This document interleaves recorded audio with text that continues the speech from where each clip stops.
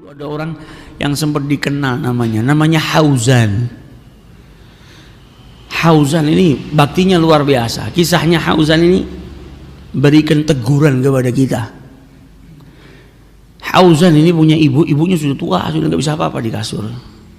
Kalau anak zaman sekarang mungkin kalau punya ibu yang sudah di kasur nggak bisa apa-apa, ngerepotin, titipkan ke panti jompo atau didoakan cepat mati. Na'udzubillah.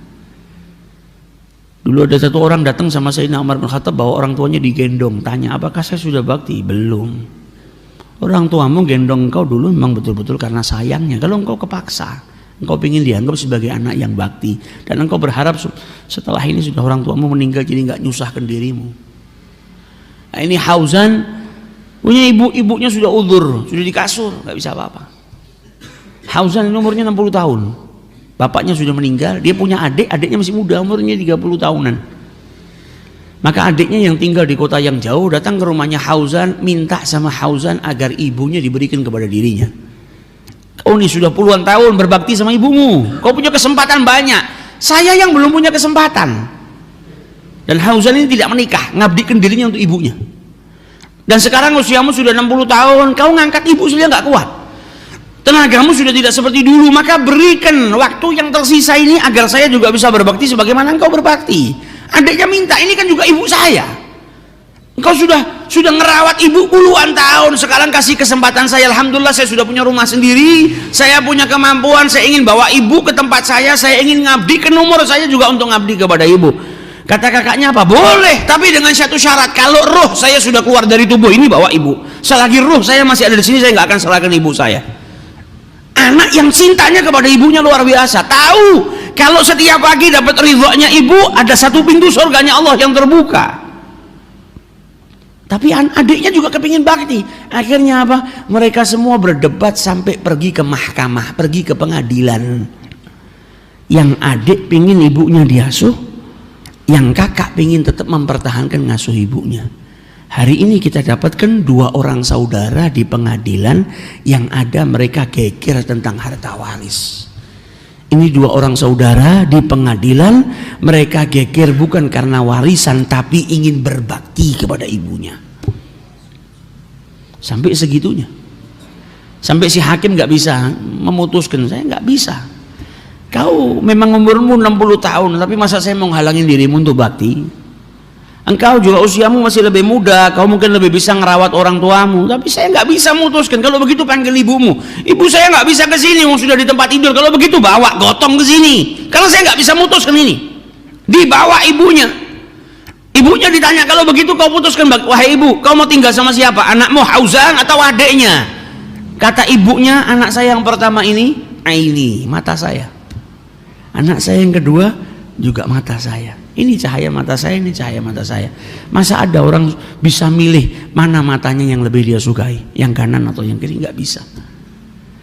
Akhirnya hakim memutuskan anaknya diasuh oleh yang lebih muda karena tenaganya lebih kuat. Dan Hauzan nangis yang luar biasa karena dia kehilangan pintu surga tadi. Walaupun setiap pagi dia masih bisa dapatkan ridho ibunya, walaupun ibunya tinggal jauh. Ini kisah kan negur kita bagaimana keadaan kita dengan orang tua kita.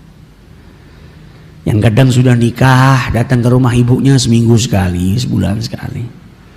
Yang punya handphone kadang nelpon anak buahnya, nelpon istrinya sehari bisa 5-6 kali, nelpon ibunya sebulan sekali. Nanti kau punya anak juga seperti itu, wa'iyadzubillah. Gak peduli sama dirimu kalau engkau gak peduli dengan orang tuamu. Kau berada jauh, telepon ibumu pagi sore. Supaya apa? Dapat ridho. Kata Nabi Muhammad, bangun pagi kau dapat ridho orang tuamu, 2 pintu surga terbuka. Begitu juga di waktu petang. Jangan pernah malu, datangin rumah ibumu. Dekat, setiap hari datangin. Karena engkau akan merindukan hal tersebut saat orang tuamu tidak ada. Saat orang tuamu ada, mungkin kau malas 2 hari, 3 hari kau gak kunjungin ibumu. Seminggu kau baru ke sana. Nanti kalau orang tuamu tidak ada, yang kau paling rindukan apa? Pergi ke rumah orang tuamu. Mumpung orang tuamu masih ada, datangi, cium tangannya, minta ridhonya, minta doanya. Ini kesempatan. Anak yang berbakti kepada orang tua itu ada 2 golongan. Yang berbakti sesuai dengan aturan, orang tua minta dikerjakan. Tapi yang lebih daripada itu, orang tua belum ngucap keinginannya, engkau sudah memahami keinginannya dan kau laksanakan sebelum dia mengucapkan keinginannya. Jadilah anak yang berbakti. Karena nanti anakmu berbakti kepada dirimu dan setiap hari pintu surganya Allah terbuka. Jangan jadi seorang anak yang lupa sama orang tuanya, sudah nikah lupa, orang tuanya nggak pernah dikunjungi. Dulu sampai ada satu anak yang setelah menikah lupa sama orang tuanya, jarang kontak orang tuanya, jarang datang kepada orang tuanya selama 21 tahun. Sesekali, padahal tinggal satu kota.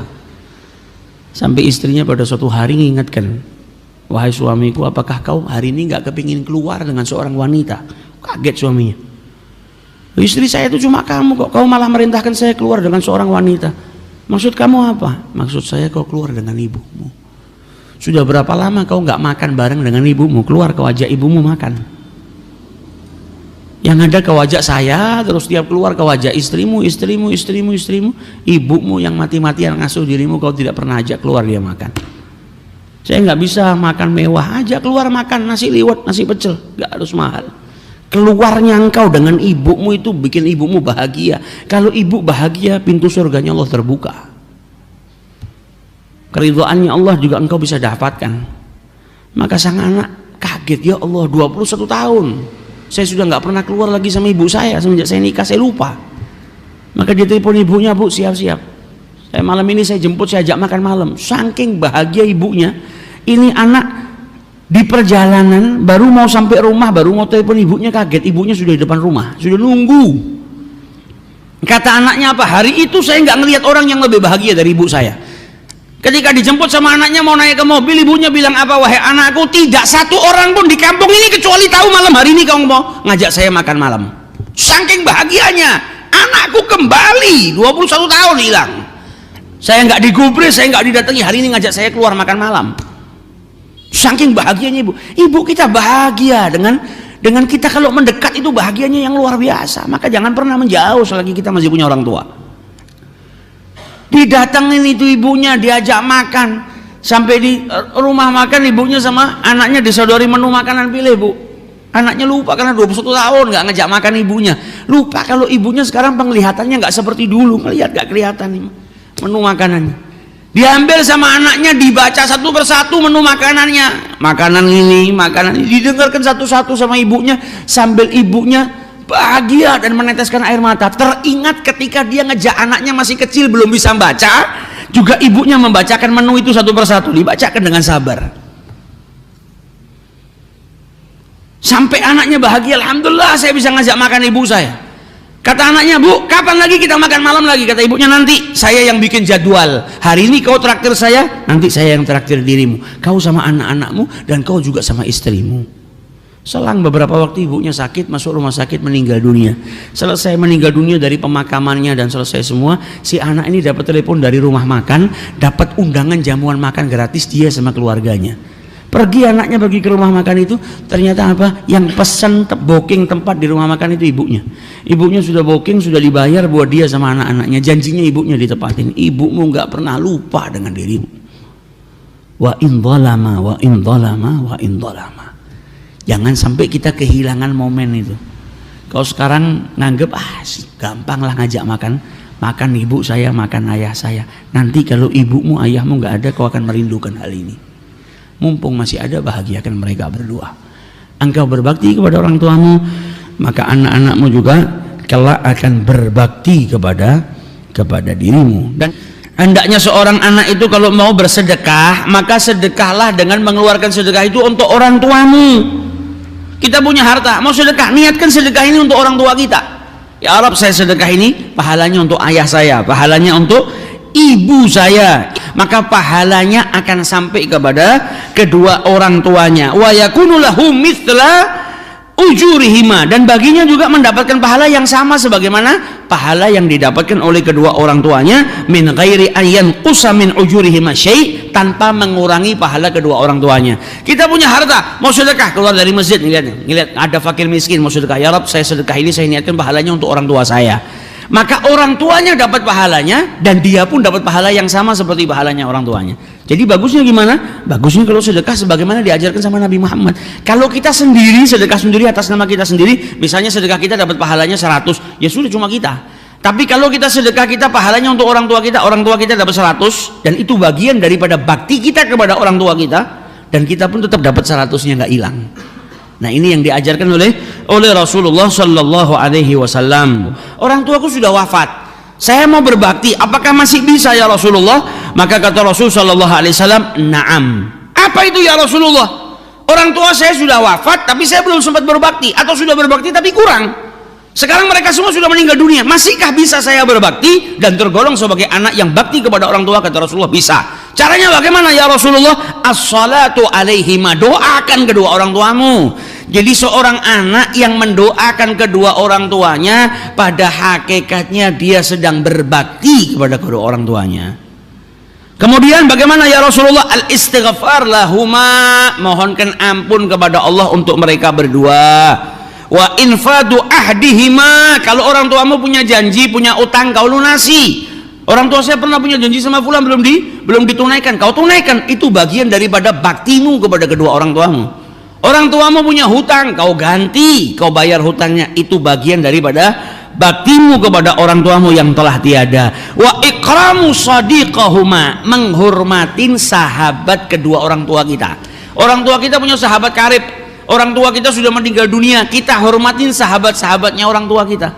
Kita sambung tali silaturahmi dengan kerabat-kerabat orang tua kita. Kita sambung tali silaturahmi dengan sahabat-sahabat orang tua kita. Itu bagian daripada birrul walidain. Oh, bapak saya dulu sering ke rumahnya fulan, itu teman karibnya bapak saya. Bapak saya itu senang banget sama temannya itu. Orang tua kita sudah meninggal, kita tetap silaturahmi ke sana. Itu bagian daripada bakti kita kepada kedua orang tua kita. Dan jadi dikatakan oleh Rasulullah, yang paling baik atau yang paling afdal cara kita berbakti juga kepada kedua orang tua kita, diantaranya nyambung hubungan dengan orang-orang yang dikasihin oleh ayah kita. Jadi ayah kita tuh senang sama fulan waktu masih hidupnya, jadi punya sahabat yang dia sayangnya luar biasa, atau punya keluarga yang diayomi, yang disayang, kita lanjutkan itu. Itu bagian daripada bakti. Jadi diriwayatkan oleh Abdullah bin Dinar. Abdullah bin Dinar ini pembantunya Abdullah bin Umar. Abdullah bin Umar bin Khattab. Abdullah bin Dinar ini menceritakan, dulu saya pernah keluar sama Abdullah bin Umar. Saya nemenin beliau ketika kami jalan di Mekah. Ada orang Arab, Badui. Orang Badui lewat. Kemudian Abdullah bin Umar saat itu sedang menunggang keledainya. Dia turun dari keledainya. Arabi ini, orang Badui tadi, diperintahkan, diminta sama dia naik ke atas keledainya, dihormatin, dinaikkan ke tunggangannya. Kemudian Abdullah bin Umar ini melepas imamahnya, serbannya yang di kepala itu dilepas, diberikan kepada Arabi tadi. Jadi dihormatin yang luar biasa. Maka dikatakan oleh Abdullah bin Dinar, wahai Abdullah bin Umar, ini orang Badui, orang desa. Orang desa itu kau hormatin sedikit saja sudah gembira. Kau sapa saja assalamualaikum sudah cukup, mereka bahagia.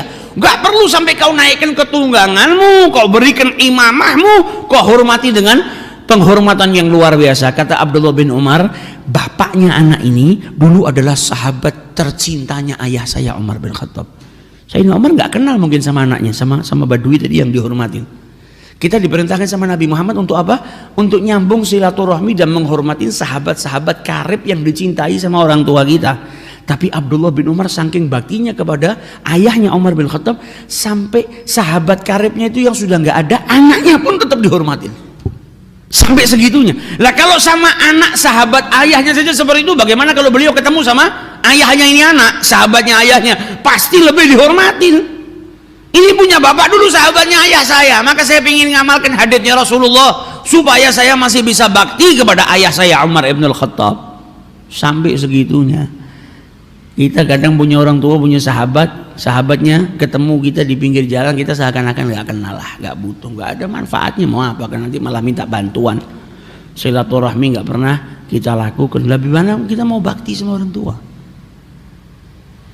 Bakti sama orang tua ini luar biasa, pintu surga. Jadi berbaktinya seorang anak kepada ibunya itu 2 kali lipat ganjarannya. Kenapa demikian? Ya karena seorang ibu perjuangannya lebih besar. Dan dikatakan oleh Rasulullah dalam hadisnya, da'watul walidah asra'u ijabah. doanya ibu itu lebih cepat diijabahi oleh Allah Subhanahu wa ta'ala. Buka toko, punya kerjaan, punya hajat, sebelum kau minta doa sama para wali Allah, sebelum kau datangin orang-orang soleh, sebelum kau minta doa sama siapapun, datangi ibumu. Ingat sabdanya Rasulullah apa? Doanya seorang ibu asra'u ilal ijabah. Datang, sampaikan kepada ibumu, Bu, saya punya hajat ini, tolong didoakan. Kenapa demikian kata Rasul sallallahu alaihi wasallam? Karena ibu itu lebih memiliki sifat kasih sayang daripada ayah. Hiya arham minal ab wa da'watur rahim la tasqut. Karena seorang ibu tuh kasih sayangnya lebih besar daripada seorang ayah, dan doanya seseorang yang memiliki rasa kasih sayang yang luar biasa itu nggak pernah ditolak sama Allah Ta'ala, nggak jatuh tapi diterima sama Allah Subhanahu Wa Ta'ala. Minta doa. Kadang kita kalau ketemu sama orang yang soleh luar biasa, minta didoakan ini, minta doakan itu, tapi minta doa sama orang tua nggak pernah. Padahal ini yang punya kunci. Asra'u ilal ijabah, lebih diijabahi sama Allah lebih cepat. Maka jangan lupakan kedua orang tua kita, bakti sama orang tua, ada pintu surga. Minta doa juga, minta doa kepada kedua orang tua kita. Sama ibu kita minta, sama ayah kita juga minta agar hajat-hajat kita dikabulkan oleh Allah Subhanahu